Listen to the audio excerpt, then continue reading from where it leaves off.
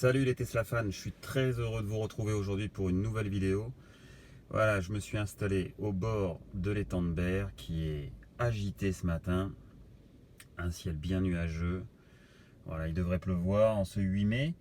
Et voilà, c'est 8 mai, j'ai un petit peu de temps et donc j'avais envie de vous faire une petite vidéo pour vous aider à répondre à une question existentielle. Modèle S d'occasion ou modèle 3 neuve? Alors c'est parti, on en discute tout de suite. Modèle S ou modèle 3. Donc tout d'abord, on évacue d'autres sujets, c'est-à-dire, ok, je veux m'adresser en fait aujourd'hui à ceux qui sont prêts à franchir le pas, sont prêts à aller vers des Tesla, et donc on ne parle pas thermique versus électrique, on ne parle pas autre modèle électrique versus modèle Tesla. C'est des vastes sujets, c'est des vastes discussions, donc on pourrait passer des heures. Simplement aujourd'hui, pour X raisons, qui sont toutes certainement aussi bonnes les unes que les autres, vous avez décidé d'aller vers un modèle Tesla parce que vous voulez, c'est votre voiture principale certainement, vous voulez pouvoir voyager loin, donc il y a le réseau de superchargeurs, enfin voilà, il y a un certain nombre d'avantages, la fiabilité Tesla, son expérience sur les voitures électriques, sur les batteries, voilà, ça fait depuis 2012 maintenant qu'ils produisent des modèles S. 2012-2013, donc c'est eux qui ont le plus de recul, ça donne confiance et donc vous êtes prêt à franchir le pas et à aller vers une voiture de la marque Tesla. Bon, voilà, donc on évacue les thermiques, on évacue toutes les autres raisons. Alors, il y a plein de critères qui peuvent être pris en compte et j'ai essayé d'en regarder un maximum pour vous aider à faire votre choix. Alors tout d'abord, bon, on va évacuer aussi l'esthétique. Bon, il y en a qui préfèrent la modèle 3, il y en a qui la trouvent horrible, il y en a qui préfèrent la modèle S, mais il y en a qui trouvent qu'elle a un arrière qui n'est pas très joli. Voilà, donc ça, on évacue. Il y a aussi des couleurs. Alors aujourd'hui, il y a peu de couleurs, hein. Il y en a 5 ou 6, si je ne dis pas de bêtises, sur la modèle 3. Il y en avait plus sur la modèle S, donc si vous aimez des couleurs vintage, le titanium, le vert, voilà, on en trouve très peu, mais on en trouve. Sur la modèle S, il n'existe plus sur la modèle 3. Maintenant, sur la modèle 3, on peut faire du covering aussi. Donc, bon, tout est possible, mais je veux dire, esthétiquement, on évacue cette question. C'est les goûts et les couleurs, je n'y peux rien. Chacun a sa propre opinion là-dessus. Par contre, si on regarde toujours l'esthétique extérieure, il y a les dimensions. Et là, les dimensions, c'est sans appel. La modèle S, elle fait pratiquement 5 mètres de long, 4,98 m. La modèle 3, elle fait 4,69 m. D'accord? Donc on a 30 cm de moins de longueur. Et la largeur, la modèle S, elle fait 1,96 m. La modèle 3, elle fait 1,85 m. Donc on a 11 cm de largeur en plus sur la modèle S. Et ça change tout au quotidien. Alors si votre quotidien, c'est d'aller vous garer dans des centres-villes plusieurs fois par jour, voilà, votre modèle S, vous allez déborder. C'est toujours elle qu'on voit qui déborde de la file des voitures. Il faut des places super longues. Les parkings, personnellement, je trouve que c'est un enfer dans les centres-villes, en tout cas dans ceux du sud où j'habite. À Marseille, à Aix, c'est pas du tout dimensionné pour de telles voitures. Donc vous y laissez les jantes à l'entrée ou à la sortie. Les places sont petites, voilà. Donc c'est pas impossible. Évidemment, je l'ai fait et j'ai vécu avec une modèle S pendant 2 ans. Mais c'est pas agréable. Et personnellement, j'aime les voitures et je les respecte et j'ai pas envie de les abîmer. Et je trouve qu'avec ma modèle S, c'était difficile c'était une sorte d'angoisse, d'accord. Avec la modèle 3, j'ai pas du tout ce problème. Je retombe sur un format européen. Certes, c'est une grande voiture, mais il y en a plein d'autres de ces dimensions-là, d'accord. Je sais pas, des Passat, des Laguna, des BMW série 3, Audi A4 et ainsi de suite. Donc on est sur un format standard européen grand, mais c'est pas déconnant. Alors il y a des parkings qui sont dimensionnés pour des Twingo, c'est clair. Donc là on galère toujours un petit peu. Mais voilà, globalement on retrouve, j'ai envie de dire, un format acceptable pour le quotidien. Si maintenant votre quotidien c'est de faire que de l'autoroute et de manger de l'autoroute, et j'ai envie de dire d'aller, je sais pas, par exemple pour de client en client, vous allez sur des parkings, enfin à l'extérieur des villes et ainsi de suite, pas de problème, la modèle S, vous allez vous régaler, c'est une routière exceptionnelle. Donc voilà, ça dépend un peu de la vie de chacun, mais sur l'extérieur et sur ses dimensions, évidemment, la modèle 3 est beaucoup plus facile à vivre. Bon, A contrario, où le pendant, c'est évidemment par exemple la capacité du coffre. Le coffre de la modèle S est donné pour 800 décimètres cubes, le coffre de la modèle 3 est donné pour 425, donc on a presque la moitié. Alors bon, on peut le pondérer aussi parce qu'il y a une petite trappe où si vous vous rappelez sur mes d'anciennes vidéos, je range mes câbles et ainsi de suite, on peut y mettre une valise. J'ai fait d'ailleurs une vidéo aussi sur comment ranger ses valises, enfin la capacité de chargement d'une modèle 3. Il y a le coffre à l'avant et ainsi de suite. C'est pas une petite voiture, elle a une capacité de coffre grande. La modèle S avait une capacité très grande. Donc là aussi, critère. Alors par contre, autre critère, alors qui vient de changer aujourd'hui, comme quoi j'ai bien fait d'attendre pour faire cette vidéo, c'est que la modèle 3 désormais est disponible depuis aujourd'hui avec en option un crochet d'attelage, d'accord, ce que la modèle S n'a jamais eu. Donc sur la modèle S, pas d'attelage, c'est pas possible. En tout cas, ce n'est pas réglementaire. Si vous pouvez acheter peut-être en aftermarket un kit, mais vous n'avez pas le droit légalement, c'est marqué sur votre carte grise, de transporter ou de tirer une charge. La modèle 3, ça y est, elle l'a depuis aujourd'hui. C'est une option qui coûte 1050 € je crois, ou 1070 €. Un crochet d'attelage livré de série. Je n'ai pas vu s'il était amovible. Il n'y a pas de photo, je crois pas. À regarder sur le site de Tesla. Donc ça, petit avantage, la modèle 3 elle reprend un avantage là-dessus, c'est la possibilité d'avoir un attelage et donc d'améliorer sa capacité de chargement. Côté galerie, parce que si on est encore sur les chargements, la modèle S, si vous avez l'option toit ouvrant, dans ce cas-là, vous avez la possibilité de mettre une galerie, c'est prévu et c'est facile avec des modèles assez standards de galerie. La modèle 3, c'est pas net, ça m'a l'air compliqué. Il y a un kit qui existe chez Tesla, mais aux États-Unis pour l'instant, il devrait arriver en Europe. Je sais pas, c'est pas au. Bon, je suis pas fan de l'option sur la modèle 3 et on peut pas mettre des ventouses, ou je ne le conseille pas non plus parce que on va enlever ça. J'espère que ça va pas gêner la vidéo. Parce que c'est un toit en verre, donc pas de ventouse magnétique, ça c'est pas possible, et des ventouses, oui, pour ça existe des ventouses pour les toits en verre. Bon, voilà, donc ça je recommande pas trop. Donc ça c'était sur l'extérieur, le coffre, les dimensions entre la modèle S et la modèle 3. Bon, maintenant si on parle budget entre une modèle S d'occasion et une modèle 3, et avantages et inconvénients sur les options. Alors sur les options, on va parler des options d'abord. C'est assez simple. Les modèles S d'occasion qu'on peut viser pour un budget équivalent au modèle 3 d'aujourd'hui sont, on va dire, principalement avec l'autopilote 1. D'accord, donc on a une version d'autopilote 1 sur les modèles S de 2015-2016 contre l'autopilote 2,5 voire 3 maintenant sur la modèle 3. Donc la modèle 3 là-dessus gagne, j'ai envie de dire. Mais l'autopilote 1 est déjà plutôt sympa. Et aujourd'hui, en fait, on est presque à ISO fonctionnalité.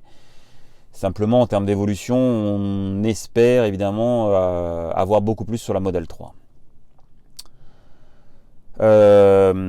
Les toits, donc sur la modèle 3, il n'y a qu'un toit standard, le toit en verre, que je regarde là. Sur la modèle S, on va trouver beaucoup de voitures avec le toit ouvrant. Donc si vous aimez le toit ouvrant, bon, modèle S. Sur la modèle S, on va trouver aussi l'option Smart Air, donc les suspensions pneumatiques. Ça n'existe pas sur la modèle 3. Donc là aussi, avantage modèle S. C'est pratique pour passer des fois à certains endroits qui sont un peu, où vous savez qu'il y a une côte, enfin des montées ou autre. Effectivement, ça m'a évité des fois de frotter. Sinon, après, c'est pas une suspension dynamique comme sur certaines Citroën, d'accord. Donc ça reste juste une suspension qui monte et qui descend et que vous pouvez faire monter ou descendre. Le son, alors on va comparer dans ce cas-là le son haute fidélité de la modèle S qui est équivalent, on va dire, à peu près à celui de la modèle 3, et là c'est de série, en tout cas sur les long range. Et en termes de performance, si on regarde des modèles S 85D, 90D qui sont les plus courantes qu'on trouve aujourd'hui d'occasion, donc elles ont dual motor, elles font le 0 à 100 en 4,4 secondes, donc là on va pouvoir très bien comparer avec la modèle 3, et elles ont une autonomie de 528 km, alors c'est l'ancienne norme européenne NEDC, donc qui était un peu plus généreuse, moins généreuse, pardon, et la Model 3 est donnée avec 560 km WLTP. Dans les faits, ce qu'on voit, c'est que la Model 3 donc, a une autonomie supérieure, d'accord, à la Model S, qui consomme beaucoup. Alors là, en termes de consommation, on peut évaluer raisonnablement plus 30% à peu près de consommation sur une Model S 90D comparée à une Model 3 long range dual motor. Alors j'ai regardé et je vous mets là des copies d'écran. En ce moment sur le site Tesla, il y a une 90D bleue à vendre qui a 70 000 km à peu près et qui est vendue 56 800 €. D'accord. Elle a justement, alors elle a le toit standard, donc pas le toit ouvrant. Elle a la P1, l'autopilote 1, elle est bleue, jante 19 pouces. Elle a la suspension Smart Air, le son haute fidélité. Et bien si on compare avec une Model 3 long range AWD, celle que j'ai, et que je la mets dans le configurateur Tesla en bleu, l'autopilote est désormais de série. Je laisse l'intérieur noir pour faire comme sur la Model S. Je laisse les jantes de 18 pouces parce que la Model S était livrée avec ses jantes de 19 pouces. Bon. On arrive à 54 050 €. Donc on est 2800 € moins cher que la Model S 90D vendue par Tesla. Et c'est déjà un bon prix, hein. 56 800 € pour la Model S 90D. C'est une 2016, je crois. Je vais vérifier, sinon je vais l'écrire. C'est pas mal. Le prix est bon, je trouve. Donc on voit que la Model 3 est moins chère. On a 2800 € moins cher. Et bien ça peut compenser par exemple l'autre avantage qu'a cette 90D, c'est d'avoir la supercharge gratuite. Alors ça c'est quelque chose, en France on aime bien, hein, parce que je le vois beaucoup sur les forums et sur les discussions, sur les commentaires de mes vidéos. La supercharge gratuite, savoir qu'on ne paye plus le carburant entre guillemets. Ça c'est quelque chose qui est assez excitant effectivement, et on peut aller sur les réseaux de superchargeurs de façon illimitée pour recharger sa voiture. Bon, alors mis à part l'excitation du départ et de se dire que c'est fantastique de ne plus payer, surtout quand on vient d'une thermique et qu'aujourd'hui avec les prix qui s'envolent, on lâche à chaque fois 70 € à la pompe, effectivement c'est excitant. Maintenant dans la réalité, vous n'avez pas tout le temps à perdre 30 minutes pour aller charger au superchargeur. C'est quand même plus pratique de charger chez soi aussi. Et puis par contre évidemment pour les voyages, ok, vous y gagnez, vous ne payez pas. Avec la Model 3, si vous utilisez mon lien de parrainage, vous aurez 7500 km en ce moment jusqu'au 28 mai je crois de supercharge gratuite, mais bon ensuite vous les paierez. Mais 2800 € de différence de budget là, c'est énorme. Alors 2800 € divisé par 0,24 du kilowattheure, je ne l'ai pas fait mais je vais l'écrire immédiatement sur la vidéo, ça va en faire des kilomètres, d'accord. Donc voilà, il faut savoir aussi mettre tout en chiffres, d'accord, et ne pas rester sur l'affectif et de se dire ouais j'ai la charge illimitée. Finalement, est-ce qu'on va charger tant que ça sur les superchargeurs, mis à part si vous êtes taxi ou autre, et normalement avec certaines limitations d'ailleurs, enfin bon bref, je n'en parle pas ici. Donc voilà, il y a quand même une différence de budget. L'autre point, c'est les garanties. Si vous achetez votre 90D qui est donc de 2015, on va dire, nous sommes en 2019, elle arrive à la fin de ses 4 ans de garantie. C'était 4 ans ou 80 000 km. Elle a 70 000 km, donc il lui reste un petit peu de garantie. En fait, comme celle-là, vous l'achetez chez Tesla, par exemple, vous repartez avec 2 ans de garantie, je crois, intégrale, sur toute la voiture. La Model 3, évidemment, vous partez tout de suite avec 4 ans ou 50 000 km, je crois, ou 60 000 km. Ils ont réduit un peu sur la Model 3. Mais bon, 4 ans de garantie intégrale. L'autre différence, c'est que sur la 90D, vous avez 8 ans pour les batteries et les moteurs, kilométrage illimité. Sur la Model 3, vous avez 8 ans aussi, mais kilométrage limité, 192 000 km, si je ne dis pas de bêtises. De quoi voir venir, hein. De 200 000 km en 8 ans, ça fait quand même 8 x 4, non 8 x 3, 24, 8 x 2, oui, bon, ça fait un peu plus de 20 000, 25 000 par an. C'est déjà pas mal, donc c'est on va dire dans une bonne moyenne. Donc ça laisse. Bon là, je sais pas qu'est-ce qui est le mieux. Ce qui est sûr, c'est qu'acheter une occasion chez Tesla, c'est pas mal parce que vous repartez avec de la garantie. Ils ont vérifié la voiture et le retour qu'on a et ce qu'on voit aujourd'hui, Il y a des petits incidents, il ne faut pas les négliger. Sur les modèles S, il y a les poignées de porte qui sont un problème récurrent qui arrive, c'est-à-dire que ça se bloque au bout d'un moment, il y a un câble je crois qui est pincé en fait et qui donc à un moment se casse. Donc c'est une intervention qui n'est pas facile, il y en a qui arrivent à le faire chez eux mais c'est pas forcément évident, donc la plupart des gens vont chez Tesla, c'est facturé.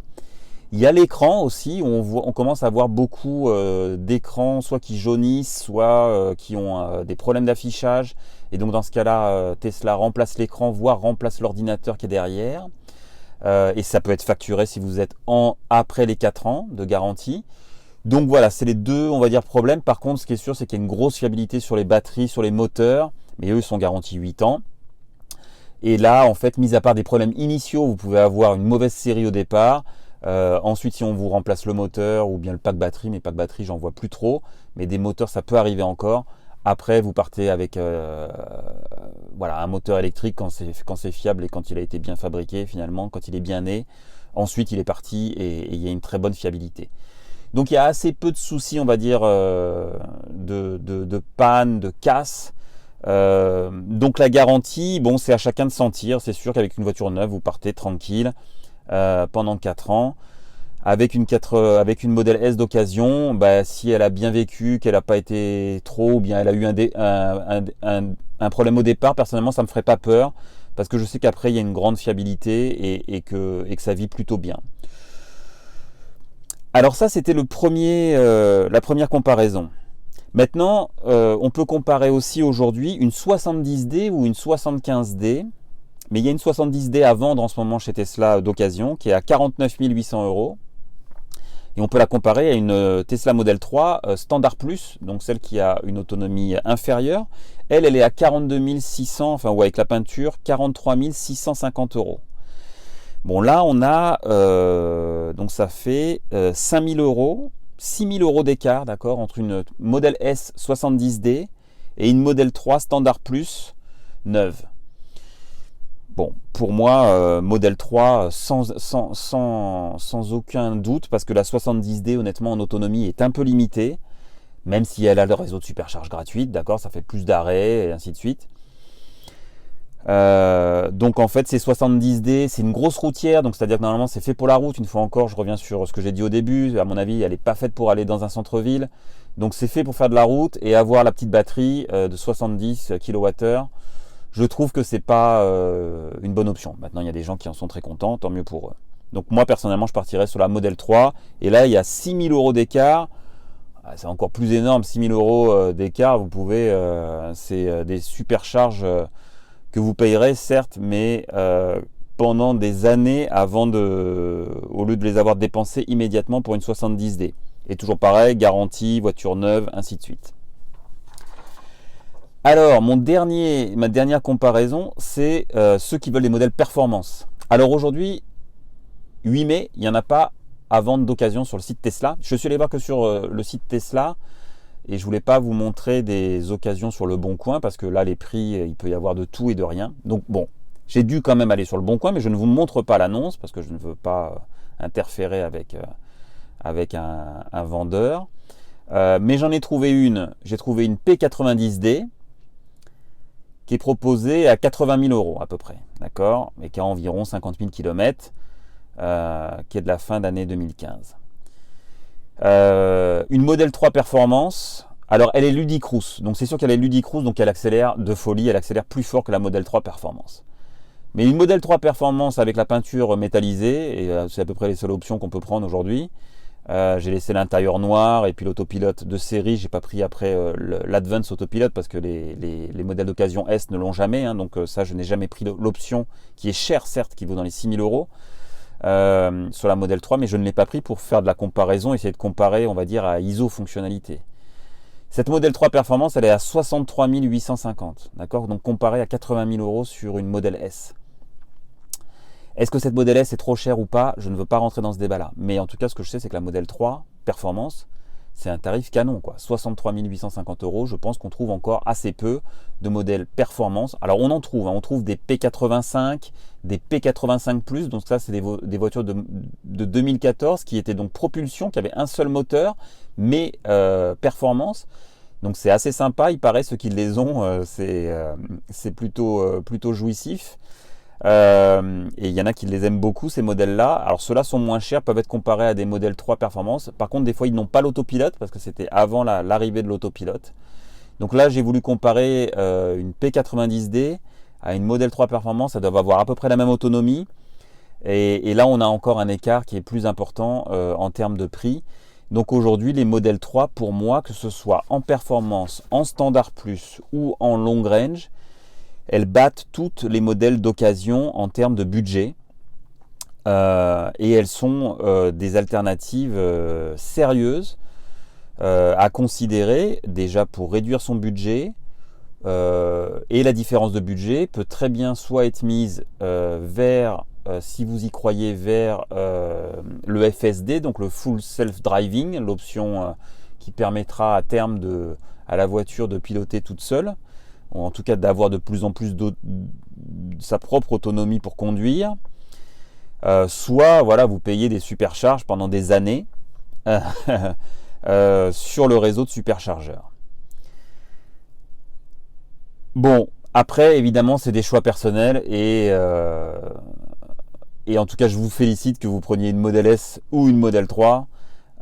Les deux sont des voitures exceptionnelles. Vous allez adorer les conduire. Vous allez vous rendre compte que Tesla a réussi à changer le modèle presque de conduite d'une voiture, avec le frein régénératif, avec cet écran de commande qui commande tout, avec cette fluidité, ce silence, les performances, la disponibilité, avec évidemment le réseau de supercharge qui est d'une fiabilité exceptionnelle, qui est disponible, qui est puissant. Voilà, aujourd'hui, il n'y a pas d'équivalent à ça chez la concurrence. Et puis, une autonomie des voitures qui est aussi bien plus forte que sur à peu près tous les autres modèles. Et aujourd'hui, avec, une fois encore, un retour d'expérience maintenant de 6 ans, 7 ans d'ancienneté. Et donc, on peut faire confiance à Tesla sur la fiabilité de ses batteries, des packs batteries, la fiabilité de ses moteurs électriques. Et puis évidemment, les améliorations constantes qu'offre Tesla aussi à travers les mises à jour. Ça, c'est quelque chose qui est exceptionnel, qui est unique encore sur le marché, je crois, aujourd'hui, et qui fait vraiment la différence. Voilà les amis, j'espère que ça vous a été utile. Évidemment, utilisez les commentaires pour me poser des questions, j'essaierai d'y répondre. Un petit pouce bleu, ça fait toujours plaisir. Abonnez-vous à ma chaîne. Utilisez mon lien de parrainage si vous achetez une Model 3. Si vous achetez une Model S d'occasion, vous ne pouvez pas utiliser mon lien de parrainage. Mais une fois encore, souvent, vous avez la supercharge gratuite incluse sur la plupart des modèles. Faites attention quand même aux modèles de 2017. Si vous allez vers des modèles d'occasion de 2017, beaucoup de propriétaires pensent qu'ils ont la supercharge gratuite et ils l'ont effectivement, mais que pour eux, pas pour les nouveaux propriétaires. Et ça, c'est écrit sur leur compte MyTesla, mais pas sur des résumés ou pas sur leur bon de commande où il y avait marqué supercharge gratuite. Mais ce n'est que pour le propriétaire. C'est à peu près autour de mai, entre avril et juin 2017. Donc les voitures postérieures à avril-juin 2017 n'offrent plus la supercharge gratuite pour les seconds propriétaires, donc ceux qui veulent acquérir une voiture d'occasion. Avant cette date-là, avant avril 2017 à peu près, vous êtes tranquille, tous les modèles ont la supercharge gratuite, transférable. C'est la voiture qui a la supercharge gratuite, donc c'est transférable à tous les propriétaires. Voilà pour cette petite vidéo, je crois que j'ai plus rien à dire. Je vous laisse, je vous souhaite un très bon 8 mai si vous ne travaillez pas, profitez-en. Et je vous dis à très bientôt pour une nouvelle vidéo.